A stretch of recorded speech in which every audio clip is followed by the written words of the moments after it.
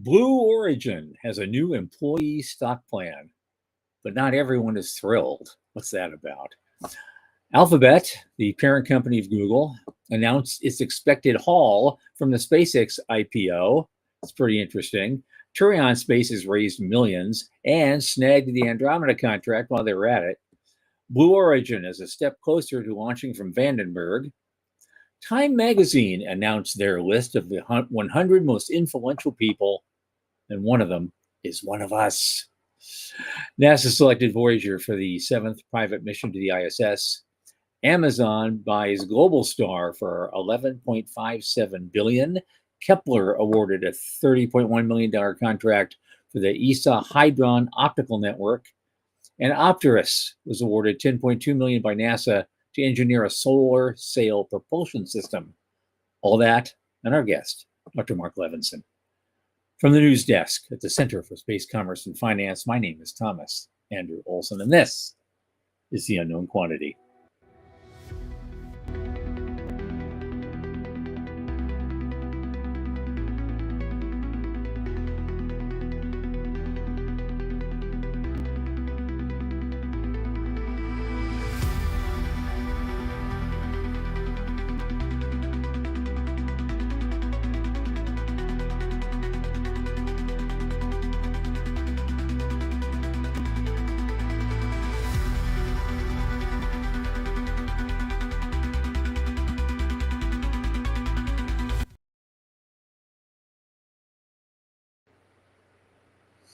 And as always, this program is brought to you by the Center for Space Commerce and Finance. And who are we and what do we do? Well, we're a U.S.-based nonprofit organization, 501c3. We champion and strengthen emerging space startups and space-adjacent enterprises worldwide through advisory, access, and advocacy.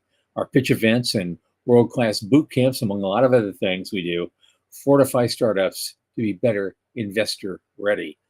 Now, a lot of our work, especially this podcast, is supported by our listeners and fans like you. So just go to cscf.space/support and click that Plain as Day donate button.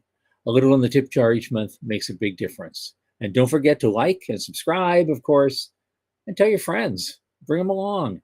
It's fun. It's fun here. We're a great place.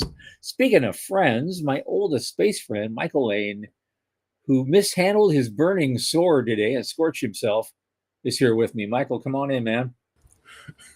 That had to hurt.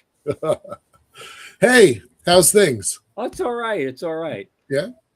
Yeah, other than doing infectious disease control here at the house, we're, she's not trying to figure out what's going on with, doctors in, doctors out, blood work, and, all this stuff's going on. Yikes. I'm sorry about that. Give her my best. Yep, absolutely. Right. Yeah. It's a lovely day here in Seattle. I don't get to say that very often, but it's been pretty great the last couple days. So hopefully kind of cold and flu season is starting to wind down on this side. Yeah. So jump into it. Yeah, one of the bigger space events of the world happened this week. We have nothing to show for it. There's a lot of we have a lot of friends over there. We didn't hear a peep from any of them. I guess they're having too much fun. Right. The only thing I got was a blurb in my email from Space News, and they did little 3 and 4 line things from a lot of different, stuff to go down and the only one I remember off the top of my head is they had a panel of all the guys that are doing private commercial space stations, because they were doing pushback. It was a big pushback panel because NASA's been claiming they're going to go ahead with the commercial space stations, but their program, but they're not seeing a lot of commercial demand. Okay. And all these guys and and Axiom and Voyager and Vast are all going, hey, wait a minute. Wait, our analysis. Why do you think we're spending all this money? Come on. Right. We're not giving this stuff away, right? We want to, we think there's requirements out there, demand for it. Lots of folks are trying to build various flavors of of space. Yeah, I think they really are intent because they know when ISS goes, we don't want a gap No, in whether it's commercial or not. We don't want a gap in space habitation. We've been inhabiting 25 something for like years. decades now, Keep going. and so we want to keep that going. And if the private sector has at least shown a willingness to try to, Right. pick up the Right. baton. Yeah. And so I think we need to give them their lead and All the the benefit of support. the doubt and all our hopes and see where it takes us. Yeah. Because if they do it right, it's going to be amazing. And then we move on from there. We move on to the moon like so quickly. Well, and there's a lot of them too, right? There's 6 if we're tracking it correctly. Axiom, Voyager, Blue Origins, Reef, Orbital Reef, Vast, Max. Yep. Somebody that I can't. Somebody's name I can't remember, but I know they're there. They're close personal friends of mine. and now there's 2 different groups or 3 different groups trying to build out stations on the moon also, right? So that would be something that I say came out of symposium was people are going to live and work in space. That's a thing. And yes, that needs to happen a lot because they're like 54 years late. Right. Overdue. A little bit overdue. Come on. I mean, look at me. I'm a wreck. Look at me. I've been waiting all these years. My God. My God. Okay. Well, gosh. And the faithful are coming in. They're coming in. Veronica, you're hi. Hey. Welcome, my dear. Glad to see you. And we'll all see. right. Because we have a great guest. We have a great guest. Let's just move right along. I would not say that most of this news today is all that interesting. I mean, right. So we can get through it quickly. Yeah. In fact, there's a couple things you sent me. No, we're not gonna have time for this. Right. So out it went. But the interesting thing is kind of funny. It's Blue Origin just announced a new employee stock plan. But not everyone is happy about this for some reason.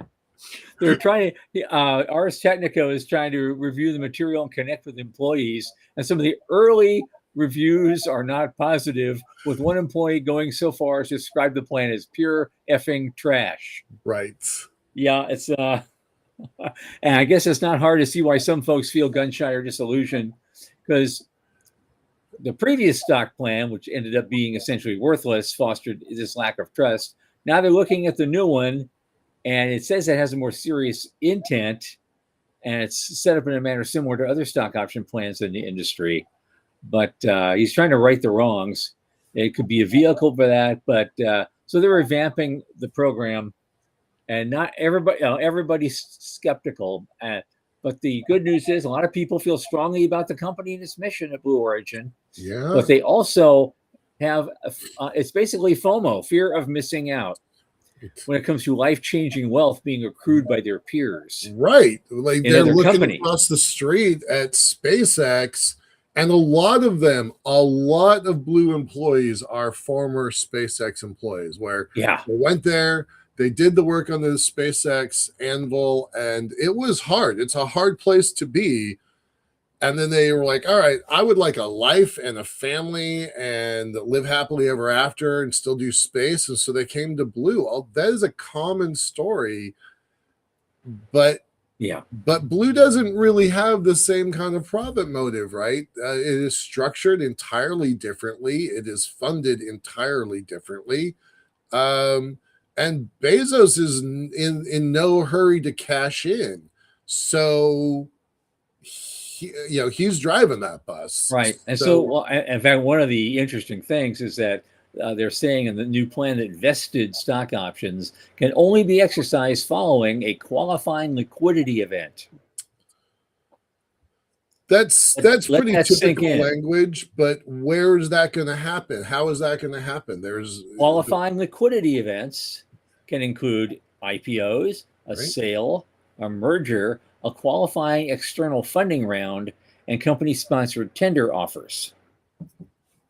again, where is that going to come from? Yeah. Yeah.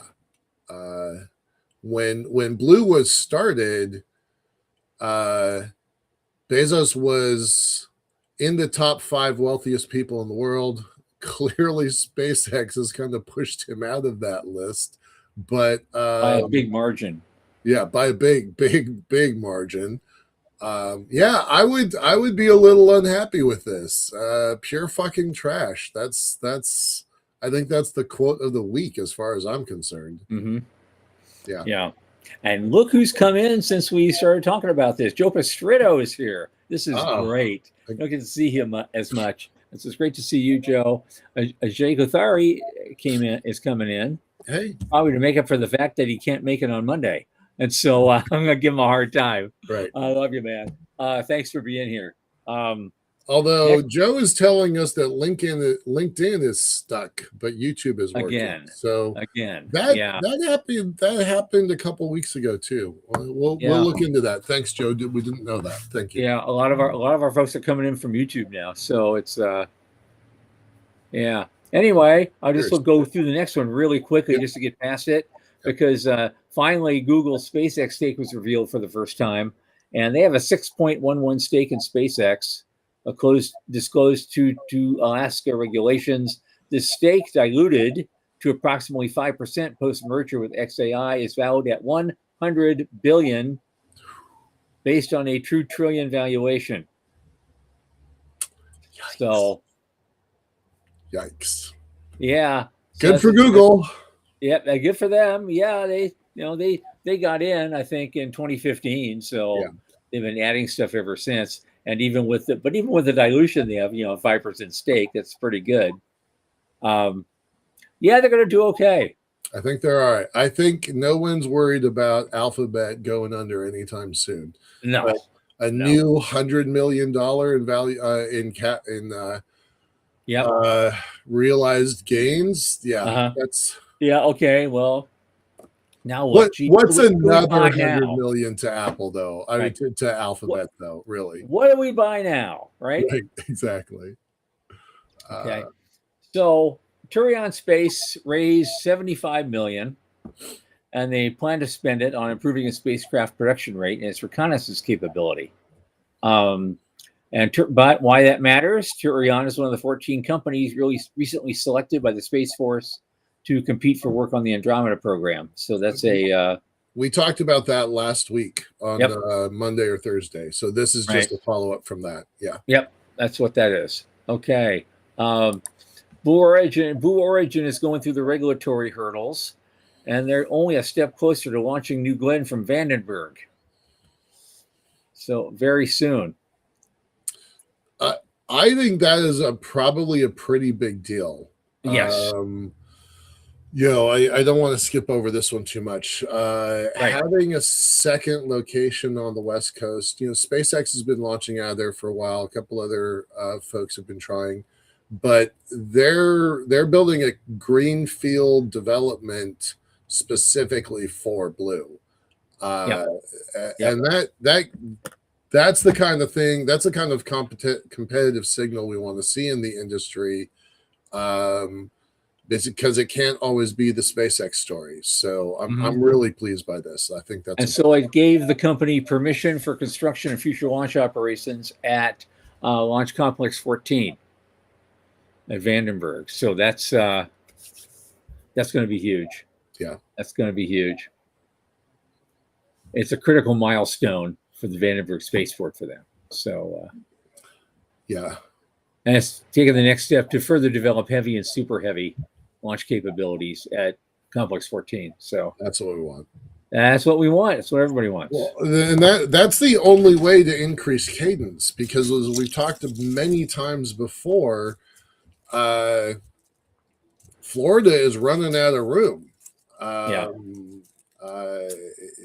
So the only way that Blue can increase our cadence, that anybody can increase cadence, is we need to build out an expanded East Coast, West Coast launch facilities. And it still underscores that big problem with all those, how many hundreds of millions or billions were spent developing spaceports for horizontal launch.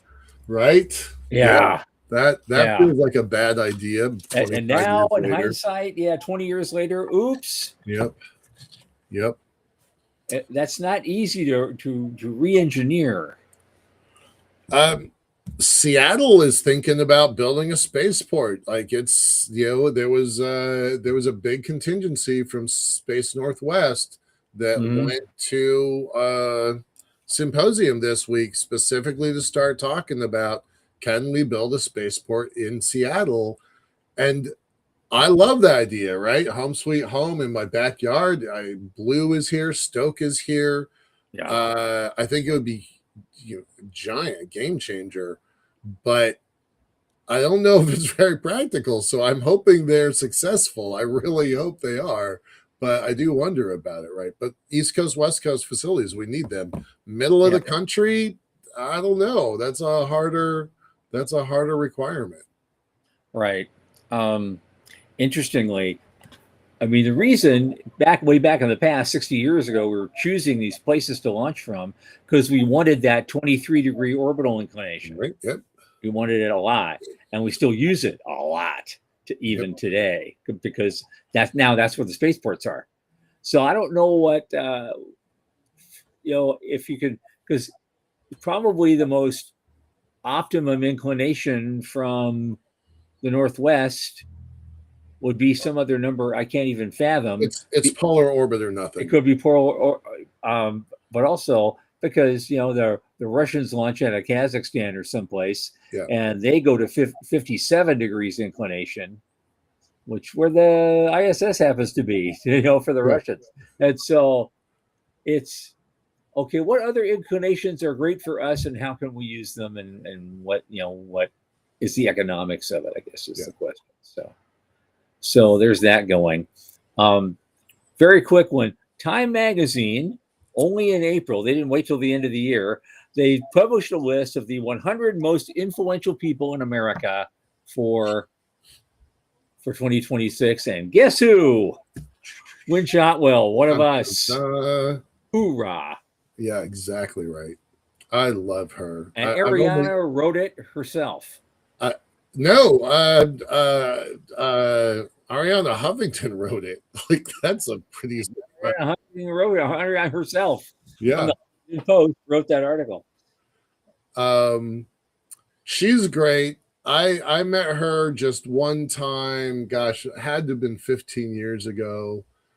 And the line out the door. Let's see.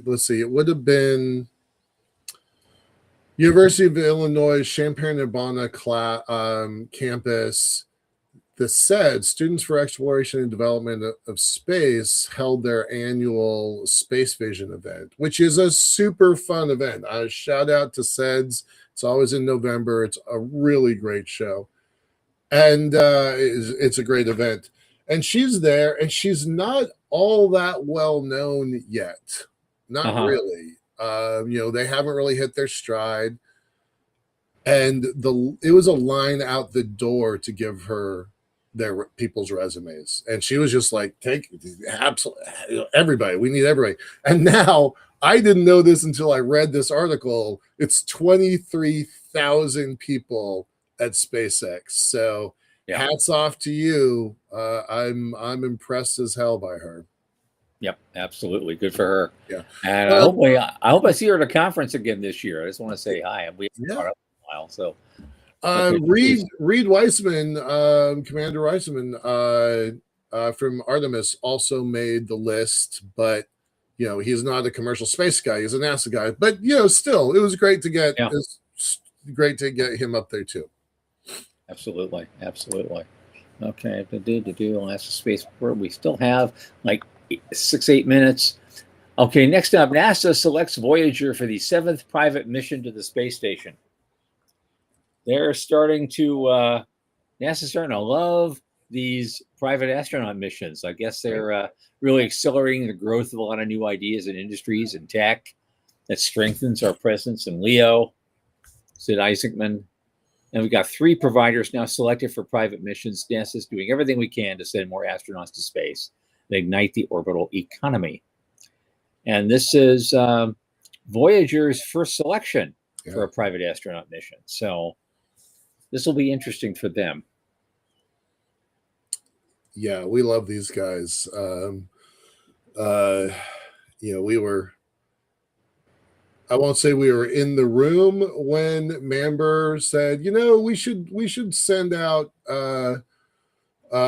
little CubeSats on the ISS, which is the beginning of nanoracks, and nanoracks just grew and grew and grew and grew and grew and grew and grew and became a publicly traded company at Voyager. So it's really kind of remarkable to see that 15-year voyage. I'm going to use that on purpose. The 15-year voyage from where they were at a Space Frontier Foundation meeting all the way to the New York Stock Exchange to living the dream that they want of building out their own private space station, because they outgrew the International Space Station. So so remarkable this journey. Yeah. Okay. Google won't even notice. It's true though. Yeah. I saw some of I'm just going to put Joe's comment up on the screen for a second. Going back to the comment about a new $100 billion. They've got 126 on hand right now, so we'll just add to that war chest. Good for them. Yep. Next thing here's the big one. Amazon. Wait a second. Hold on. I didn't know this about Veronica.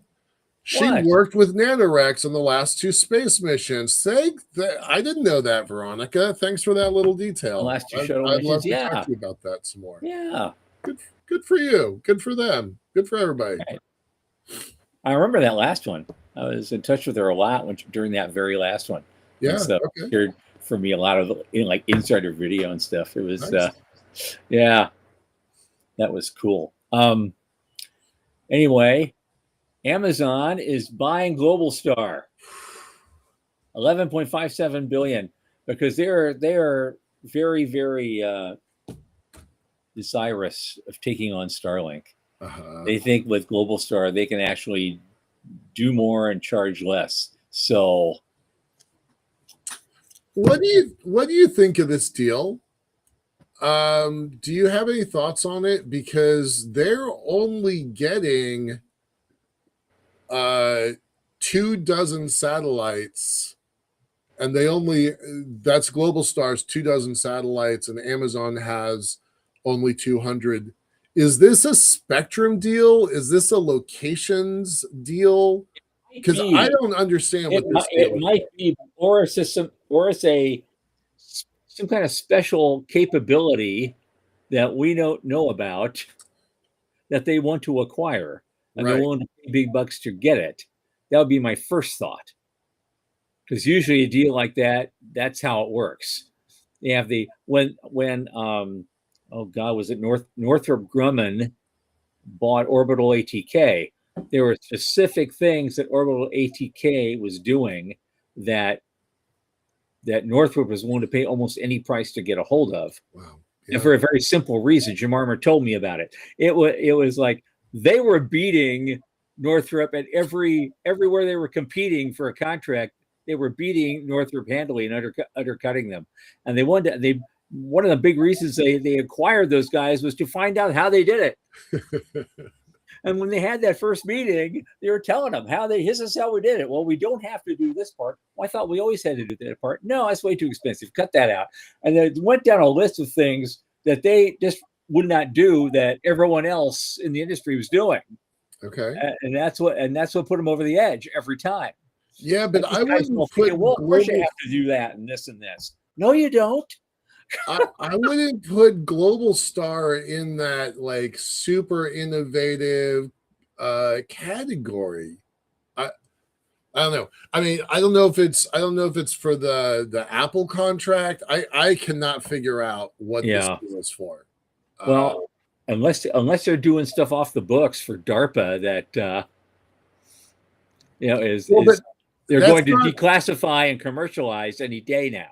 that's not an Amazon core business. I don't Right. understand it. I'm just going to say it. A nearly $12 billion deal that to me we don't have enough information, and I can't reconcile Well, it. this is an important idea though. Joe Pastretto just piped up. Yeah. That it's about spectrum, not the number of Spectrum. satellites. That's what I was SpaceX paid $17 billion for EchoStar just to get the spectrum. Okay, that's the answer then. Yeah. Okay. Yay, Joe. Okay. Thank you. Thanks, Joe. Perfect. Appreciate that. Perfect. Yeah, because the satellites didn't make any sense, and I did say spectrum and location, but I didn't think that's a pretty big premium for me as an outsider. So I was surprised by that. Thanks, Joe. Appreciate that. That helps me understand. Okay. Next up, Kepler was awarded a $30.1 million prime contract for the European Space Agency Hydron, and the last three letters are capitalized, optical network.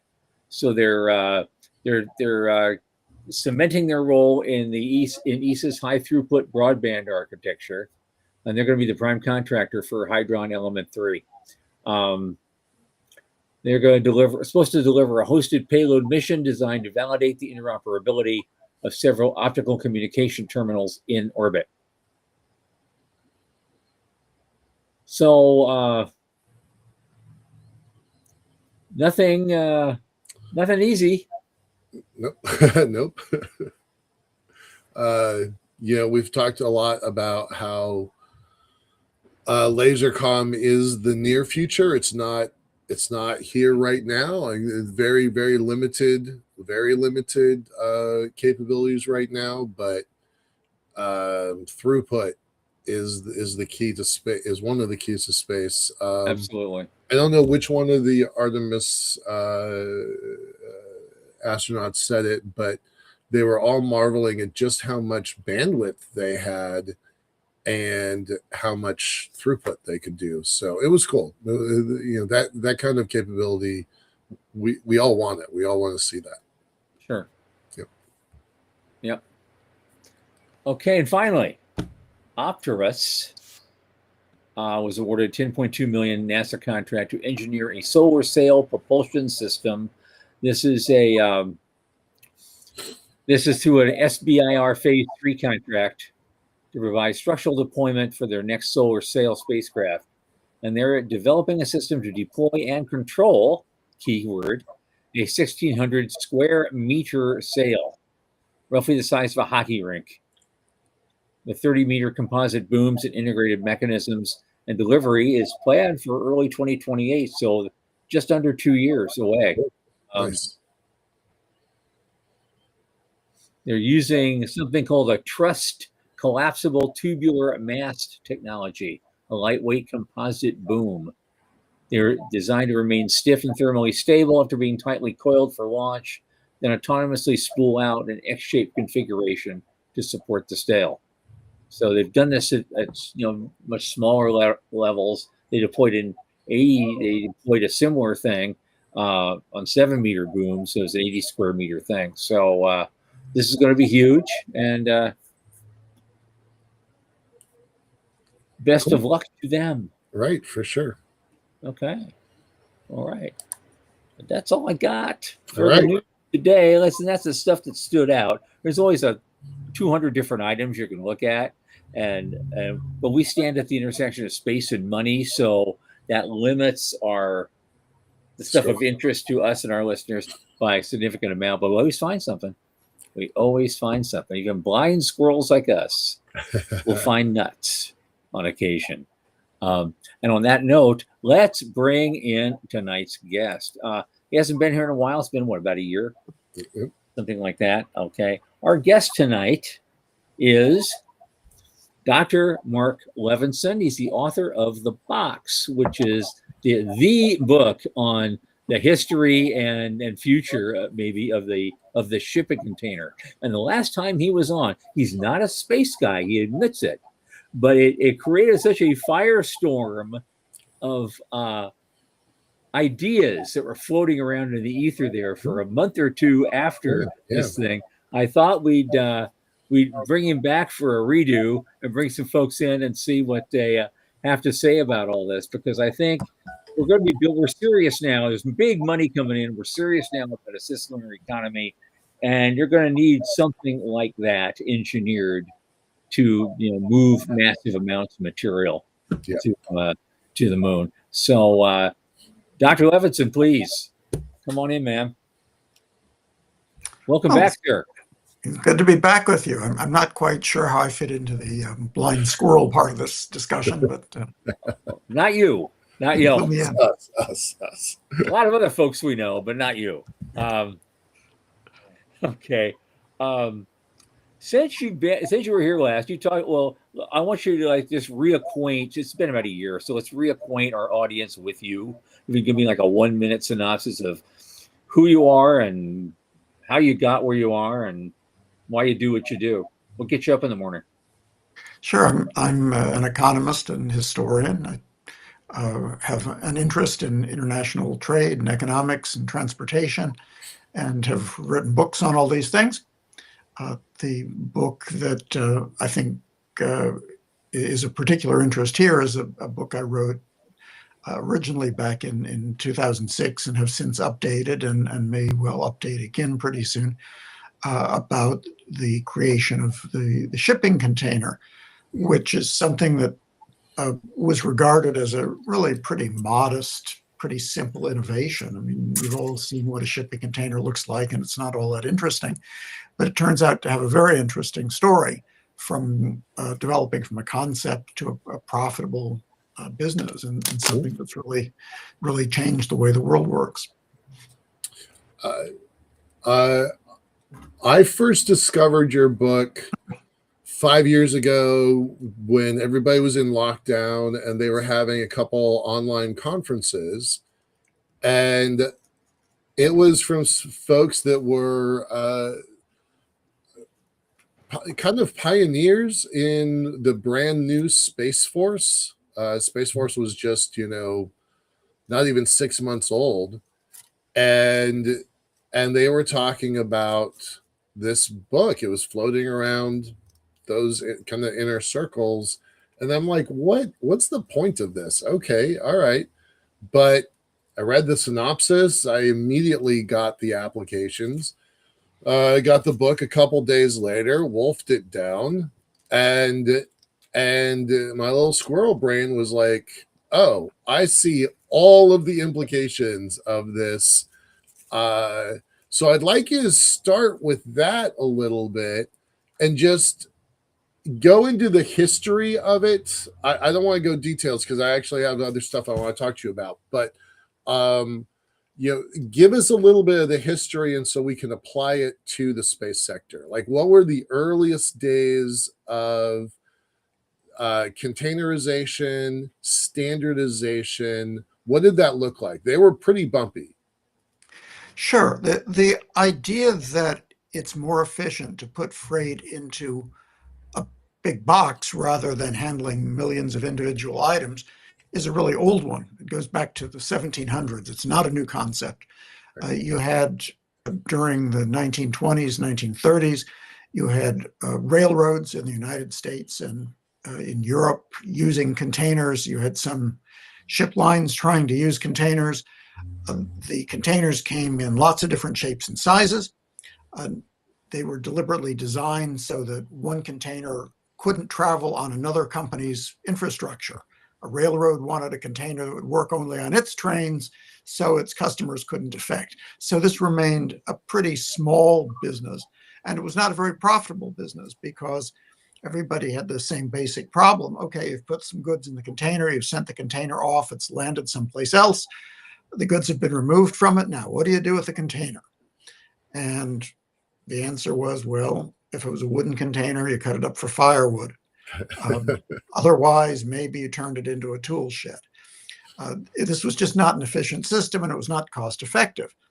In 1956, a U.S. trucking magnate named Malcolm McLean used containers on the first modern container voyage. He adopted containers that were 33 feet long initially and 8 feet tall and 8 feet wide, and put them on a false deck that was installed on a leftover tanker from World War II. and proved that it would work, that you could actually send freight this way, in that case down the US coast, and it would be cheaper than loading a ship. A typical ship back in those days might have a couple of 100,000 separate items that had to be loaded on. And rather than doing that, you could put the goods in containers.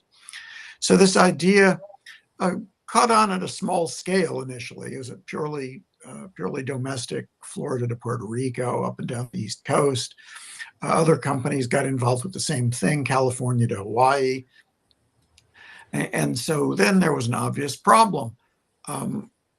Every company that was interested in it, and we're talking mostly ship lines here, was developing a container which fit its own needs best. Right.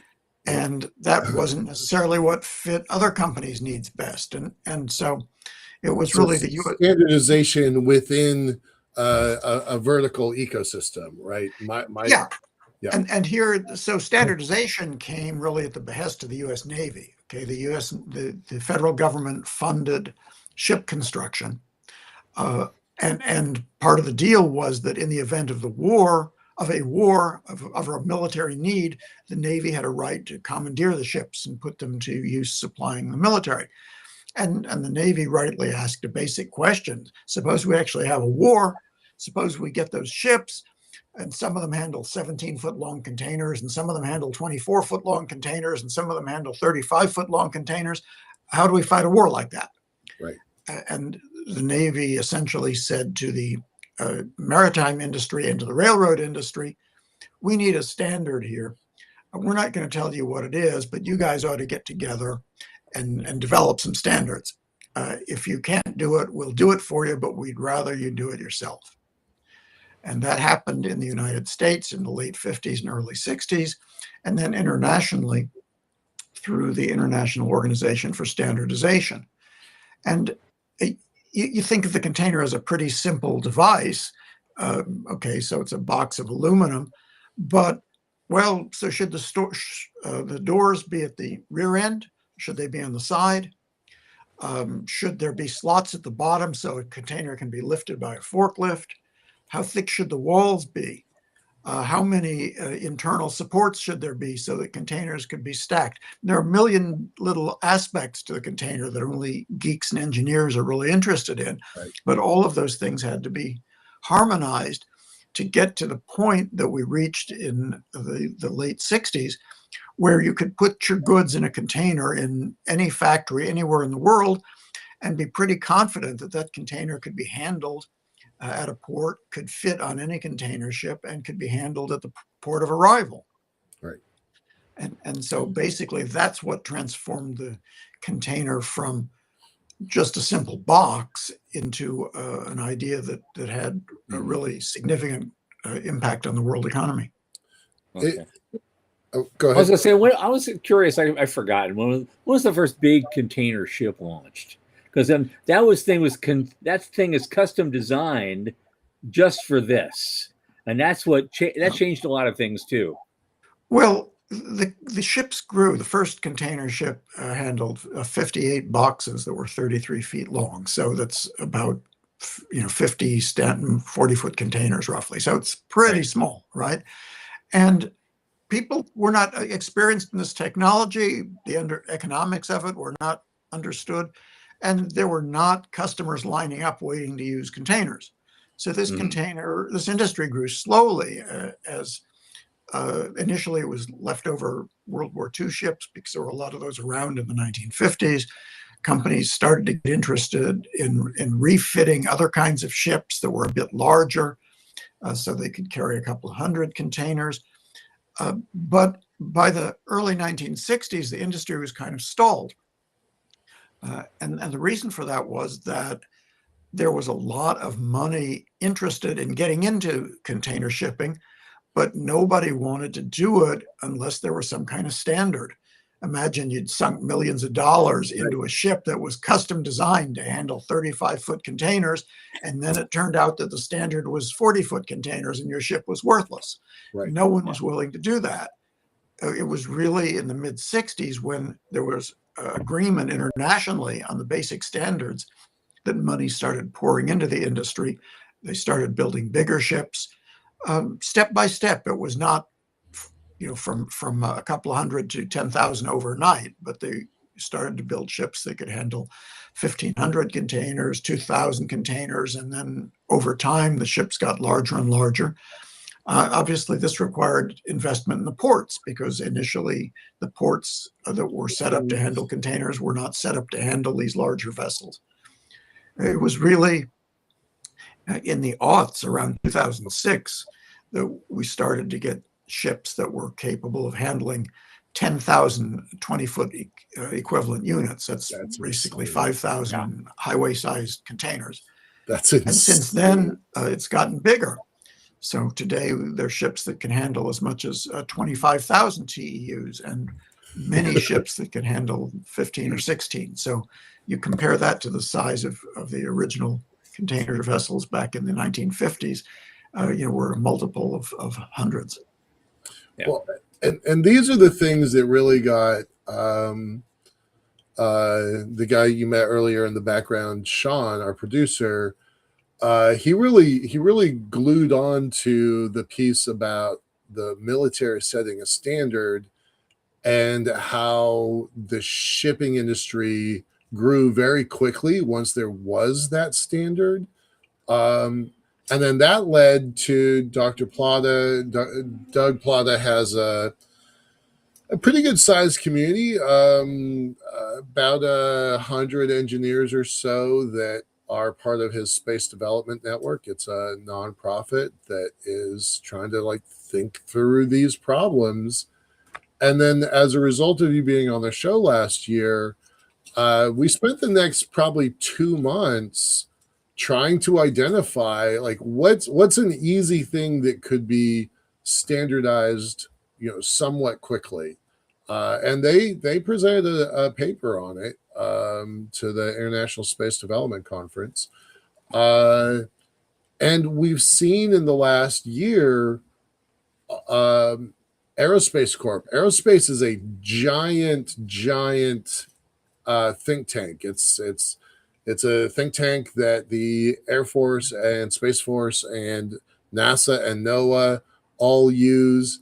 They have 1,100 PhDs in that think tank. It's a big organization that does really cutting edge work, and they have invented a flat pack satellite. I jokingly refer to it as an IKEA sat, because they're trying to figure out, we've got a rocket fairing that is cylindrical, so that makes it's not a box anymore, so that automatically makes it challenging. You can't change that. You're not flying a box, so it's going to be a cylinder. But within that, what can you do? And so what they've done is they've built what they're calling disk sats, flat sats that are one on top of each other, as a way of harmonizing the system, and then they're just spitting them out as a Pez dispenser when they get to the top. So that was a pretty big deal, and that just happened this year. That's a new thing, and that's not because of our show, and it's not because of Doug Plata's team. It's just that I think that the world is starting to get really interested in this idea of standardization and containerization. So yeah, in a way, your ideas are starting to kind of get tested in the real world. So that's really exciting to me. The military's role in this was very interesting, because they took the view that this was something the government couldn't actually do itself. It was not really qualified to decide what the standard should be. It should really just put the pressure on the private sector guys. And so what you had was essentially engineers from all the ship lines, from all the railroads, from the container manufacturers, from some trucking companies. These guys all sat around the table in smoky conference rooms for years on end.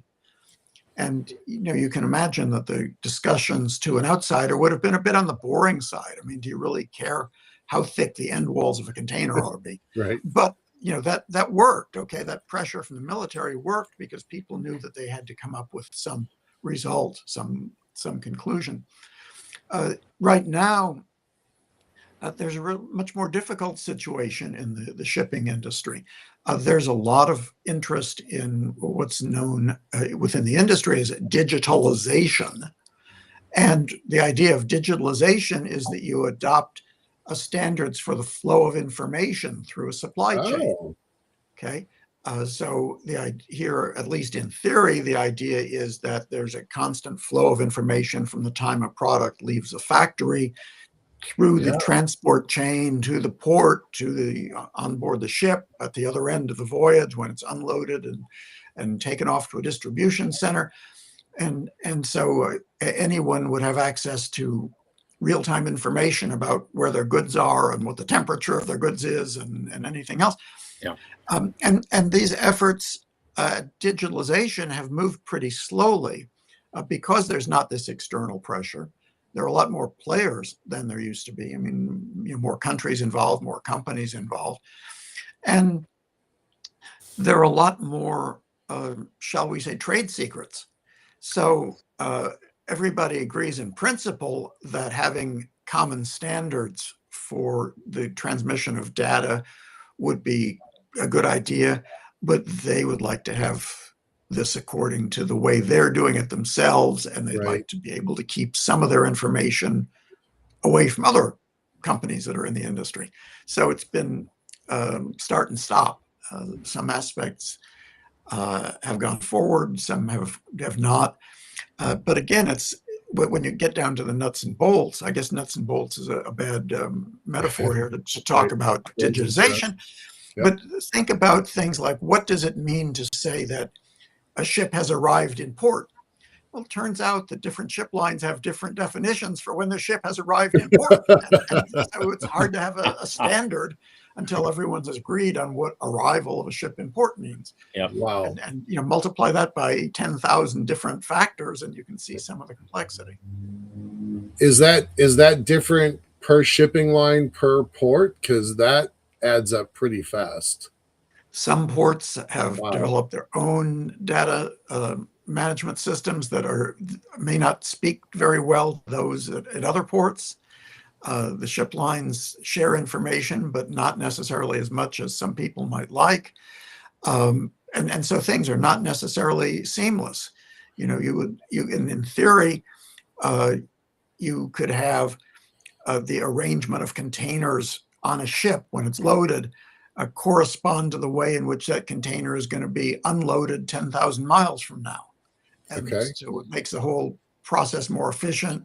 And then the containers in the terminal would need to be stacked in a way so that they can be loaded on board the ship in that order and then unloaded at the other. Well, that's the theory, but the practice is just a little bit more complicated. And well, that's kind of interesting, given that first you say that all these is kind of almost like anarchy. Everybody has to can make their own decision and their own determination of when they arrive or not, and what to do accordingly. The Navy in the 60s said, well, we don't want to set the standard. We want you guys to do it. That didn't stop governments around the world from getting together and setting standards arbitrarily on their own for commercial aviation right after World War II. I can give you 3 examples. They all sat down. France set the standard for what sea level is. There's a certain area, it's this very calm inlet in their country, and it's always been very extremely stable in terms of its height. And so they use that as the standard for what the deck is. And then, what was it? It was, of course, Britain decided what the universal standard of time was going to be. Greenwich Meridian was right there. When it got around to America, they said, what do you want? We beat them all. We said, we want everything to be in English. Right. And 80 years later, you got a guy flying on Ghana Airways going into Singapore, and they're both speaking to each other in English. Yeah.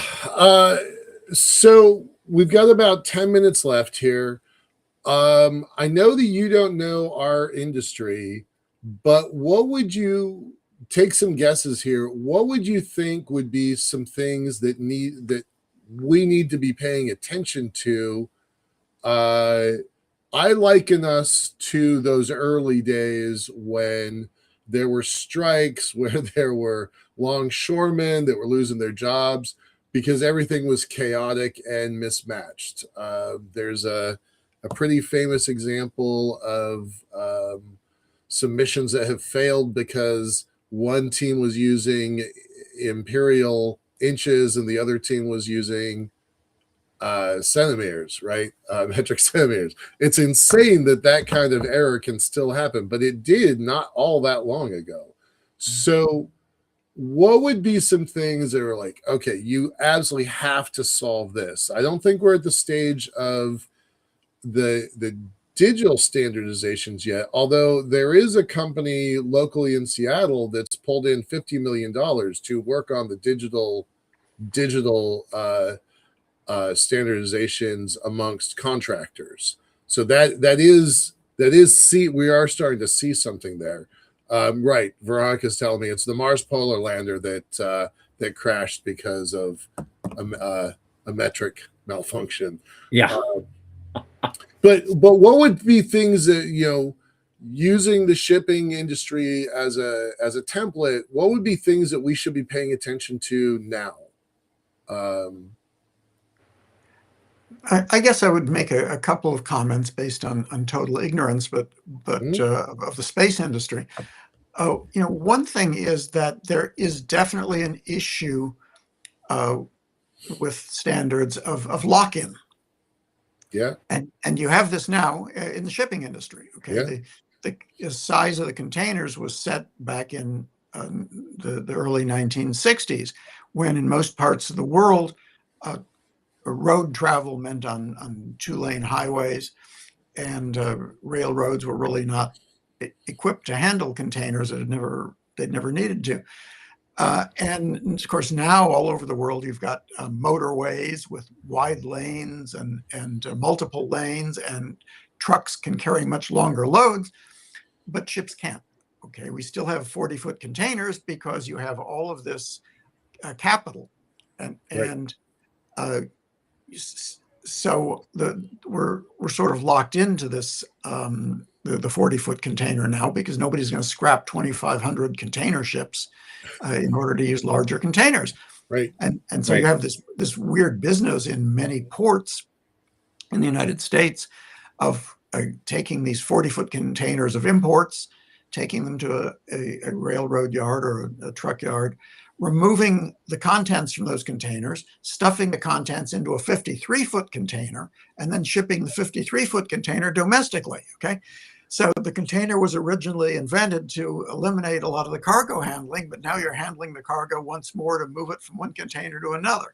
Wow. Kind of crazy, yeah, but that's because we're locked in. So one thing I'd say is you want to think about the lock-in, and I guess a related thing is, do you really need to standardize everything? Right. The negotiations might be a little better, a little easier if you can identify things that it's crucial to standardize and things that some diversity wouldn't hurt. Mm-hmm. Okay. And it might mean there are just fewer items to bang heads over. Yeah. Well, we're having knife fights in the industry over the size and shape of I'm going to call them gasoline ports, right? If your car and my car had a different shaped nozzle and a different connecting point, that's not very good for the overall industry. We're having those problems. There's starting to be. There are a couple industry leaders that are starting to figure out that we need a USB port for space, some sort of universal serial bus for space, and those things, little small breakthroughs are starting to happen, but there aren't enough consortiums working on these individual problems necessarily. So it's a little tricky. We're not there yet. I'll give you an example of something that proved really unnecessary to standardize. Okay. The original standards for the shipping container foresaw a container that would be 8 feet tall, from the floor to the roof. Mhm. Well, so if you think of how containers are used now, if they're on railroad cars or on truck trailers, truck chassis, or if they're on board ships, why does the height really matter? Okay, if you've got containers with different widths, you've got a problem because they're not going to fit in the cells in the container ship, right? If you've got containers of different lengths, you've got a problem because they're not going to fit in the cells in the container ships. But if you've got containers of different heights, but the same lengths and widths, they'll fit in those cells on container ships. Yeah. And so now you have in common use, you have containers that are 8 feet high, 8.5 feet high, 9 feet high. And it's possible to have some diversity in that aspect, even while you would not want diversity about the width. Interesting. Okay. All right. Yeah. Of course, the basic problem still, at the end of all this, when we talk about shipping containers, I love to talk about them, but we're still putting square pegs into round holes. We've got spaceship fuselages that are circular, and we're trying to put stuff in there and do it in an efficient way. And you think, oh, the shipping container would be great for this, but they're square shipping containers, and you put them inside the fairing. There's a lot of room left to pack other stuff around it, and you don't need to ship that many teddy bears to lunar orbit. So it's not like it's an efficient a way as we would like to move things. And Sean saying that was my argument with Doug. Right. But then if you want to build something that actually works, you have to run it down a rod or something, and it becomes toroidal or just donut shaped. And how practical is that out there when you get to the other end? The constraints in say ocean shipping are obviously quite different. But one interesting thing that happened after containerization is that a lot of companies redesigned their products, because then the question became, how many of these bottles of dish soap or how many of these toys in a package could fit into a cardboard carton, and how many of those cartons could fit into the container? Yes. Right? Because you were paying for the space, and so you wanted to fill it efficiently. And so that issue kind of got resolved simply by the economics of it, that the individual shippers had an incentive to reshape their products to make the best use of the container. Cool. Very that makes cool. sense. Yeah.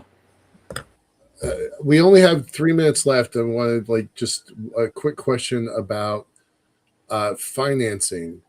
At what point does standardization help with industrial finance, right? I mean, this is a show about money and space. So at what point was that technology financeable? Well, the technology has changed over time, and different parts of it are financeable in different ways. Commercial lending